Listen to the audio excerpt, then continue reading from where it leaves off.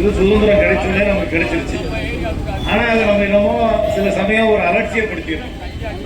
உலகத்தில் இருக்கிற எல்லா நாட்டுக்கும் ஜனநாயகம் கிடையாது. நம்ம வந்து அதை பயன்படுத்தணும்.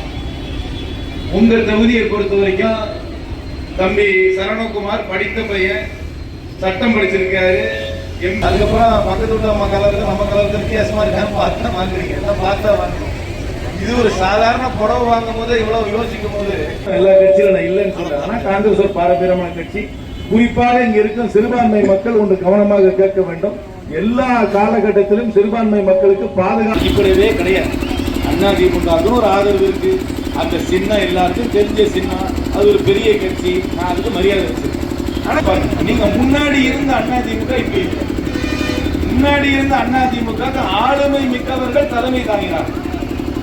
அது அந்த கட்சிக்கு வாக்களிப்பது என்பது பிஜேபிக்கு வாக்களிக்கிறதுக்கு தான் சமம். அந்த கட்சி ஒரு சுயமான சுதந்திரமான ஒரு இண்டிபெண்டன்ட் பொலிட்டிக்கல் பார்ட்டியாக, இண்டிபெண்டன்ட் பொலிட்டிக்கல் கட்சியாக பாடலாம் செஞ்சு குடும்பத்தோட சைஸை குறைச்சாங்க.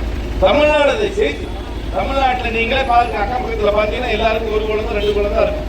நம்மளுடைய ஜனத்தொகை குறைந்து பணமே வராம போற சூழல் கூட வந்திருக்கும். இந்த சட்டத்தை அதிமுக எதிர்க்காமல் அதை ஆதரித்து, அதை எதிர்த்து ஒரு அதிமுக அளிக்கிற வாக்கு நேரடியாக பிஜேபிக்கு அளிக்கிற வாக்காக தான் கருத வேண்டும். பிஜேபி தமிழ்நாட்டுக்கு நிராகரிக்க வேண்டிய அரசியல் கட்சி. அந்த கட்சியை நிராகரிக்க வேண்டும் என்றால்